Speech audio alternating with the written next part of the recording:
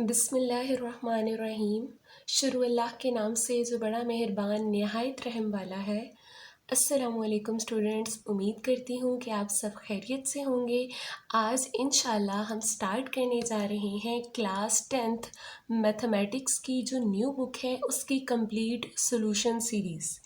इस सीरीज़ में ना सिर्फ आपको हर प्रॉब्लम का आसान से आसान सॉल्यूशन प्रोवाइड किया जाएगा, बल्कि टिप्स एंड ट्रिक्स भी प्रोवाइड की जाएंगी जिनको फॉलो करके आप अपने एग्ज़ाम में अच्छे से अच्छे ग्रेड्स जो हैं वो हासिल कर सकते हैं। तो इस सीरीज़ में हमारी हर आने वाली न्यू वीडियो से अपडेट रहने के लिए और फ़ायदा हासिल करने के लिए इस चैनल को सब्सक्राइब करना मत भूलिएगा।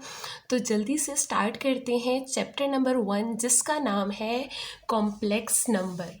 कॉम्प्लेक्स नंबर चैप्टर जो है वो बहुत इम्पॉर्टेंट है, क्योंकि ना सिर्फ ये क्लास 10th में शामिल किया गया है बल्कि क्लास 11 में भी इसे शामिल किया गया है।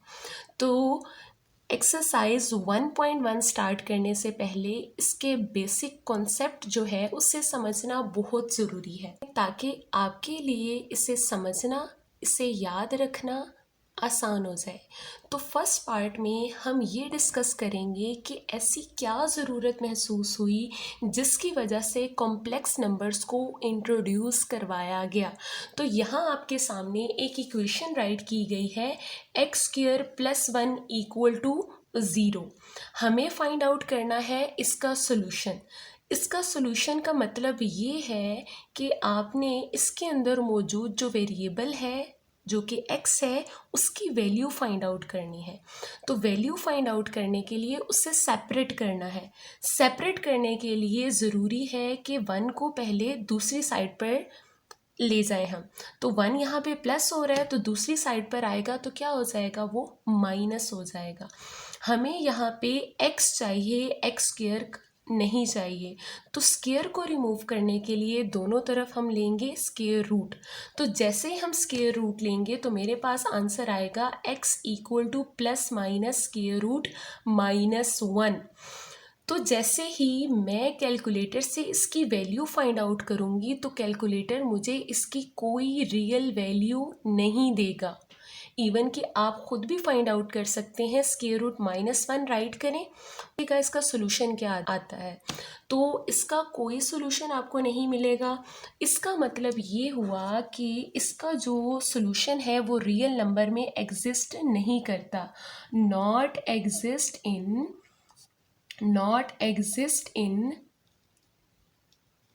रियल नंबर, कि इसका जो सोल्यूशन है वो रियल नंबर के अंदर एग्जिस्ट नहीं करता।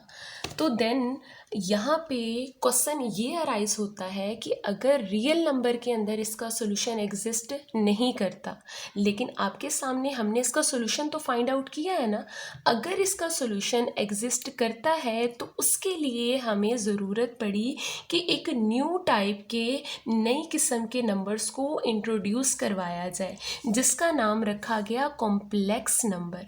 ठीक है जी। तो ये जो √-1 है इसे रिप्रेजेंट किया जाता है आयोटा से। इसे रिप्रेजेंट किया जाता है आयोटा से। इस सिंबल को क्या कहते हैं, आयोटा। और इस आयोटा का नाम है इमेजिनरी यूनिट। इसे क्या कहते हैं, इमेजिनरी यूनिट। इमेजिनरी यूनिट, ये आपने अच्छे से याद रखना है, इमेजिनरी यूनिट। इस इमेजिनरी यूनिट की वैल्यू को दोबारा से राइट कर लेते हैं कि जो आयोटा है ये इसकी वैल्यू क्या है, √-1। इसकी वैल्यू क्या है, √-1। और अगर इसी आयोटा का स्क्वायर लिया जाए, दोनों तरफ लेंगे ऑब्वियसली, तो आपके पास जो आंसर आएगा वो आएगा -1। आंसर क्या आ जाएगा आपके पास, -1 आ जाएगा। जैसे ही आप आयोटा का स्क्वायर लेंगे तो आंसर क्या मिलेगा आपको, -1। ये जो दोनों वैल्यूज़ हैं ये आपने बहुत अच्छे से याद रखनी है, क्योंकि पूरे चैप्टर में में हम इन्हीं दो वैल्यूज़ का इस्तेमाल करने वाले हैं। तो इसी के नीचे अगर आप नोट डाउन करें, एक प्रॉपर्टी लिखी हुई है, this property does not exist in real number. इस प्रॉपर्टी का मतलब क्या है? इस प्रॉपर्टी का ये मतलब है कि कौन सी प्रॉपर्टी? ये आयोटा स्क्वायर इक्वल टू -1 वाली प्रॉपर्टी। अब ये प्रॉपर्टी क्या कहती है कि किसी नंबर का स्क्वायर लिया गया है और यहाँ पे आंसर आ रहा है -1। ठीक है जी। तो रियल नंबर के अंदर अगर हम रियल नंबर कोई भी दो पिक करें, लाइक 3 मैंने पिक किया है, इसका ले लेती हूँ मैं स्क्वायर, आंसर क्या आएगा मेरे पास 9। और इसी तरीके से अगर मैं -2 पिक करती हूँ, इसका करती हूँ स्क्वायर, तो आंसर मेरे पास अगेन क्या आएगा 4। तो मैंने रियल नंबर दो पिक किए, एक पॉजिटिव और एक नेगेटिव। ठीक है जी। इसके अलावा भी अगर आप कोई चेक करना चाहें तो आप कर सकते हैं। मैंने इसका लिया स्क्वायर, आंसर मुझे क्या मिला? पॉजिटिव। यानी रियल नंबर के अंदर कोई ऐसा नंबर एग्जिस्ट ही नहीं करता कि जिसका स्क्वायर लिया जाए और आंसर आपको -1 मिले। ठीक है जी। लेकिन कॉम्प्लेक्स नंबर के अंदर एक नंबर एग्जिस्ट करता है जिसका नाम क्या रखा गया है? आयोटा। उसका अगर स्क्वायर करें तो आपको आंसर क्या मिलता है? -1 मिलता है। ठीक है जी। आगे नेक्स्ट सेकंड पार्ट की तरफ चलते हैं। सेकंड पार्ट में हमने ये डिस्कस करना है कि कॉम्प्लेक्स नंबर का जो कॉन्सेप्ट है वो हमें किसने दिया? ग्रोलैमो कार्डेनो ने 16th सेंचुरी के अंदर हमें कॉम्प्लेक्स नंबर का जो कॉन्सेप्ट है वो दिया था। किस सेंचुरी में? 16th सेंचुरी के अंदर उसने हमें इसका कॉन्सेप्ट दिया था।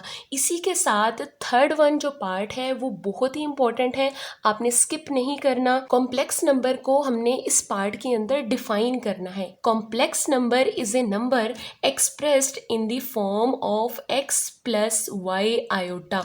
अब आपको इसके अंदर तीन चीज़ें नज़र आ रही हैं, x, y और आयोटा। इन तीनों चीज़ों का एक नाम है और वो नाम आपने राइट करना है यहाँ पे। ये जो x है इसे कहते हैं रियल नंबर, y भी क्या है? Real number. आयोटा यहाँ पे क्या है? आपको पहले भी मैंने इन्फॉर्म किया है कि आयोटा क्या है यहाँ पे? Imaginary unit. क्या है ये? Imaginary unit. आयोटा को हम क्या कहते हैं? Imaginary unit. चीज़ें आपको बार बार रिपीट इसलिए कर रही हूँ ताकि आपको साथ साथ ये याद भी हो जाए।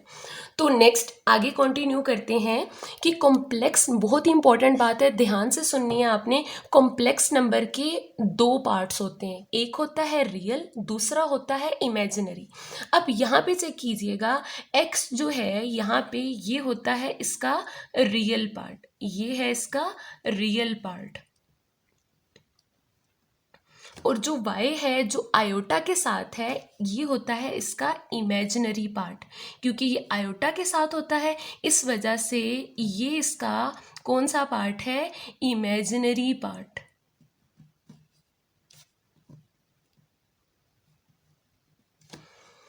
इसी के साथ दो केसेस आपको नज़र आ रहे हैं देखने के लिए, ये भी बहुत इंपॉर्टेंट है ऐसे MCQs के लिए। तो यहाँ पे फर्स्ट केस में ये लिखा हुआ है कि अगर x को 0 कर दिया जाए तो देन आपके पास आंसर क्या आएगा? तो आपके पास यहाँ पे कॉम्प्लेक्स नंबर लिखा हुआ है x + y iota. x + y iota के अंदर अगर x को 0 कर दिया जाए तो देन आंसर क्या आएगा आपके पास? x को 0 कर दिया तो मेरे पास आंसर आया y आयोटा। सिंपल। इसके अंदर से इमेजिनरी जो पार्ट था वो आपके पास बाकी रह गया है, लेकिन जो रियल पार्ट था वो इससे ख़त्म हो गया है। तो आपके पास इस तरह के जो नंबर्स होंगे उन्हें आप एक स्पेशल नेम असाइन करेंगे, प्योर इमेजिनरी।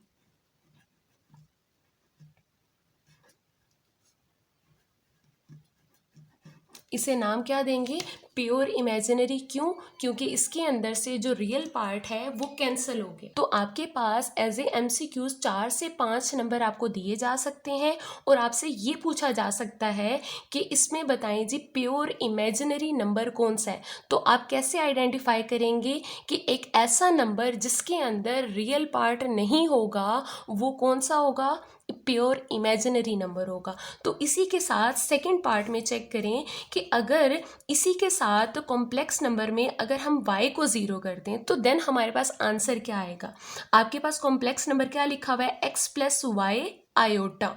इसके अंदर y को मैंने 0 इंसर्ट किया तो मेरे पास यहाँ पे 0 आयोटा से मल्टीप्लाई होके 0 हो जाएगा, और x प्लस x करेंगे तो आंसर सिंपल क्या आ जाएगा आपके पास x। तो x क्या है हम जानते हैं, रियल है, तो यहाँ पे इसका नाम भी क्या हो जाएगा, रियल। नेक्स्ट पार्ट में हमने ये देखना है कि कॉम्प्लेक्स नंबर को रिप्रेजेंट किस तरीके से किया जाता है। रिप्रेजेंट करने के लिए हम z का इस्तेमाल करते हैं, स्मॉल वन z का इस्तेमाल करते हैं, z equal to x plus y iota.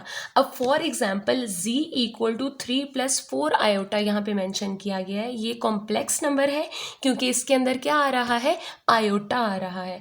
तो नेक्स्ट आपसे ये डिमांड की गई है कि आप बताएं कि यहाँ पे real RE mean real, z real part of z, इसे कैसे पढ़ते हैं, रियल पार्ट ऑफ z क्या है कि जो ऊपर आपको कॉम्प्लेक्स नंबर दिया गया है z, उसमें रियल पार्ट कौन सा है, तो रियल पार्ट वो होता है जिसके साथ आयोटा नहीं होता, जो कि क्या है यहाँ पे 3।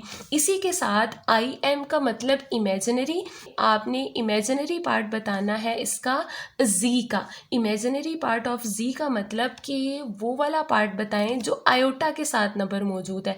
तो आयोटा के साथ कौन है, 4, तो यहाँ पे आंसर क्या आ जाएगा आपके पास, और 4 इसका इमेजिनरी पार्ट होगा। नेक्स्ट हम पढ़ेंगे इक्वालिटी ऑफ कॉम्प्लेक्स नंबर। सबसे पहले इसकी डेफिनेशन देख लेते हैं। Two complex number z1 and z2 are said to be equal if and only if, कि कब आपके पास दो जो कॉम्प्लेक्स नंबर हैं वो इक्वल होंगे। एक कॉम्प्लेक्स नंबर जिसका नाम रखा गया z1, दूसरा कॉम्प्लेक्स नंबर यहाँ पे दिया गया है z2। अब z1 जब भी आएगा तो इसका मतलब है कि वो कॉम्प्लेक्स नंबर है और इसकी फॉर्म क्या होती है, x प्लस वाई आयोटा होती है। इसी के साथ जो z2 है उसमें भी उसकी फॉर्म क्या होगी, x2 प्लस y2 आयोटा। जब भी आयोटा आए तो इसका मतलब है वो कॉम्प्लेक्स नंबर है। तो दो कॉम्प्लेक्स नंबर कब कह सकते हैं कि वो इक्वल है, वो इक्वल कब होंगे, क्या कंडीशन है, अगर दोनों कॉम्प्लेक्स नंबर्स के जो रियल पार्ट हैं वो बराबर हों और दोनों के इमेजिनरी पार्ट बराबर हों। तो इसी तरीके से ये कंडीशन यहाँ पे राइट की गई है कि रियल पार्ट ऑफ z1 किसके बराबर हो, रियल पार्ट ऑफ z2 के बराबर हो। तो यहाँ पे क्या है, रियल पार्ट z1 का x1 किसके बराबर होना चाहिए, रियल पार्ट ऑफ z2 हमारे पास ये है, इसका रियल पार्ट क्या लिखा हुआ है यहाँ पे x2, तो यहाँ पे क्या आ जाएगा, x2 आ जाएगा। ठीक है जी, दोनों के रियल पार्ट बराबर हों, दोनों के इमेजिनरी पार्ट बराबर हों। तो यहाँ पे z1 का इमेजिनरी पार्ट क्या है, y1, और इमेजिनरी पार्ट ऑफ z2 क्या है, y2। तो y1 किसके बराबर होगा, y2 के। बस एक ही बात इसमें याद रखनी है, दोनों कॉम्प्लेक्स नंबर के रियल, दोनों ही कॉम्प्लेक्स नंबर की इमेजिनरी पार्ट जो हैं वो इक्वल होंगे, तो देन आप ये कह सकते हैं कि ये जो दोनों कॉम्प्लेक्स नंबर्स हैं ये इक्वल हैं। इसी के साथ दो एग्जांपल्स नीचे मेंशन की गई हैं। फर्स्ट वन एग्जाम्पल में चेक करेंगे कि अगर z1 आपको दिया जाए 2 प्लस 3 आयोटा और z2 दिया जाए आपको 2 प्लस 3 आयोटा, तो इन दोनों को आपने चेक करके बताना है क्या ये इक्वल हैं या नहीं है। तो उसके लिए प्रोसीजर क्या है कि दोनों के रियल आप कंपेयर करेंगे, दोनों के इमेजिनरी कंपेयर करेंगे। तो दोनों के क्या रियल पार्ट बराबर है, दोनों के इमेजिनरी भी बराबर है, तो देन आप कह सकते हैं कि ये जो z1 है ये किसके बराबर है, z2 के बराबर है, क्योंकि इसके जो रियल पार्ट थे वो भी बराबर है, क्योंकि इसके इमेजिनरी पार्ट्स भी बराबर हैं। तो ये दोनों कंडीशंस अगर आपको कहीं पे मिल जाती हैं तो इसका मतलब है वो जो दोनों कॉम्प्लेक्स नंबर हमें दिए गए हैं वो बराबर हैं। इसी के साथ सेकंड वन एग्जांपल जो कि बहुत इंपॉर्टेंट है, ये मोस्टली एग्जाम में पूछी जाती है, तो इसको एक दफ़ा देख लेते हैं कि यहाँ पे अब क्वेश्चन थोड़ा सा डिफरेंट करके दिया है आपको, कि अब आपको बता दिया गया है कि ये एक कॉम्प्लेक्स नंबर बराबर है दूसरे वाले कॉम्प्लेक्स नंबर के। अगर दो कॉम्प्लेक्स नंबर बराबर होते हैं तो इसका मतलब उनके रियल पार्ट्स बराबर हैं और उनके इमेजिनरी पार्ट्स बराबर हैं। तो यहाँ पे आपने वैल्यू फाइंड आउट करनी है अल्फ़ा की और बीटा की। तो इन दोनों की वैल्यूज़ फाइंड आउट करने के लिए आपने इक्वालिटी की डेफिनेशन ही इसके ऊपर अप्लाई करनी है। क्या है डेफिनेशन? कि दोनों के रियल पार्ट कंपेयर करें और दोनों के इमेजिनरी पार्ट आपने देखने हैं कि वो भी इक्वल होंगे, कि अगर दो कॉम्प्लेक्स नंबर बराबर है तो उनका रियल पार्ट्स बराबर होंगे और उनके क्या होंगे, इमेजिनरी पार्ट्स बराबर होंगे। तो पहले वाले कॉम्प्लेक्स नंबर में रियल पार्ट क्या है, अल्फ़ा, दूसरे वाले में रियल पार्ट क्या है, -2। तो ये जो दोनों रियल पार्ट्स हैं ये बराबर होंगे, तो यहाँ से हमारे पास अल्फ़ा की वैल्यू आ गई, अल्फ़ा इक्वल टू -2। इसी तरीके से अब इमेजिनरी पार्ट कंपेयर करेंगे। इमेजिनरी पार्ट यहाँ पे क्या है, बीटा, और सेकंड वाले में इमेजिनरी पार्ट क्या है, 5। तो बीटा किसके इक्वल आ रहा है, 5 के। तो इसी तरीके से आप किसी भी वेरिएबल की वैल्यू फाइंड आउट कर सकते हैं। तो इससे रेलेवेंट बहुत सारे क्वेश्चन हम इंशाल्लाह एक्सरसाइज 1.1 में भी डिस्कस करेंगे। तो अगर वीडियो अच्छी लगी हो तो इसे लाइक ज़रूर कीजिएगा, अपने फ्रेंड्स के साथ शेयर भी कीजिएगा। इंशाल्लाह ज़िंदगी रही नेक्स्ट लेक्चर में मुलाकात होगी। तो तब तक के लिए फ़ी अमान अल्लाह।